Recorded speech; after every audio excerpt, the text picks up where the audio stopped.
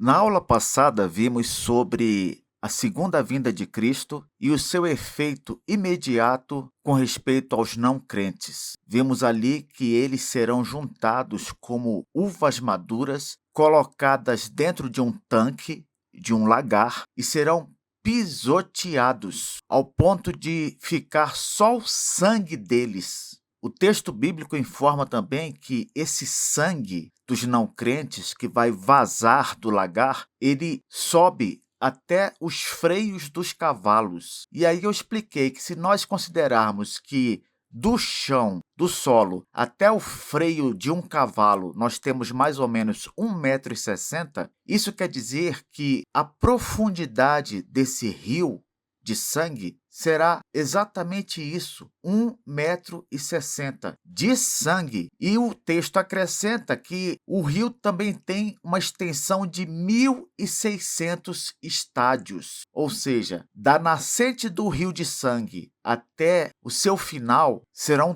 300 quilômetros.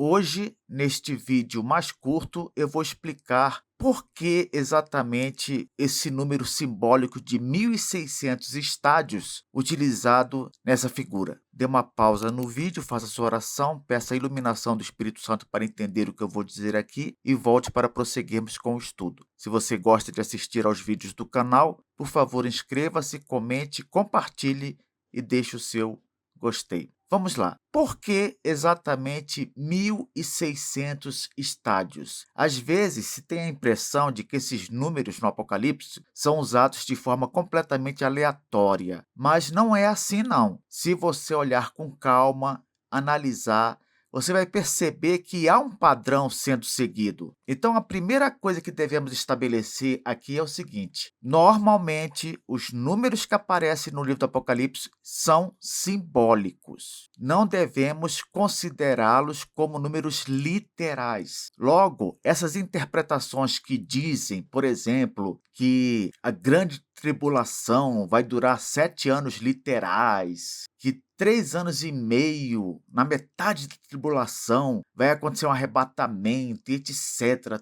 Todas essas interpretações, elas falham, porque desconsideram o simbolismo dos números. Veja como fica fácil de interpretar quando você leva a sério essa questão. Conforme o comentário que eu fiz lá em Apocalipse, capítulo 11, versículo 9, o número 4, ele aponta para o mundo inteiro. Por quê? Porque o número 4 traz a ideia de 4 cantos do planeta. Professor, mas se a Terra é redonda, como assim 4 cantos do planeta? Por causa das 4 direções. Nós não temos norte, sul, leste, oeste para nos referirmos a todo o mundo. Então, quando você vir o número 4, principalmente nesses livros proféticos, a ideia é apontar para o mundo inteiro. Refere-se ao alcance de todas as direções. E no caso aqui deste versículo 20, de Apocalipse 14, significa que os não crentes dos 4 cantos do mundo foram massacrados no lagar. Compreende? Todos os não crentes dos 4 cantos do mundo, do norte, do sul, do leste e do oeste, vão ser mortos na segunda vinda de Cristo. Então não haverá juízo final para esses? Claro que sim. Nós vamos ver em Apocalipse 20 que mesmo os mortos haverão de ressuscitar para serem julgados no juízo final. O fato de nós termos o número 1.600 quer dizer apenas que o autor, o apóstolo João, inspirado por Deus, quis dar ênfase à amplitude de não crentes mortos. Ele quis enfatizar que é muito não crente que vai morrer. Isso mesmo. Inclusive, em seu comentário de Apocalipse, intitulado Brado de Vitória, a capa aqui do livro, o comentarista D.K. Bell diz o seguinte: o número pode ser simbólico para um juízo completo em nível mundial. 1.600 é o produto dos quadrados de 4 e 10. Calma que eu vou explicar para você. Preste atenção agora. 4, que é o número que aponta para os 4 cantos do mundo, norte, sul, leste, oeste, que é o número que aponta para o mundo inteiro, se você pegar 4 ao quadrado, ele dá quanto? 16. E 10 ao quadrado é 100. Professor, por que o 10 aqui? Porque 10, assim como 7, aponta para algo completo, algo perfeito. Então, baseado no significado original desses números, o autor inspirado multiplica para poder aumentar, vamos dizer assim, o significado original. Então, repetindo, 4 ao quadrado é 16 e 10 ao quadrado é 100.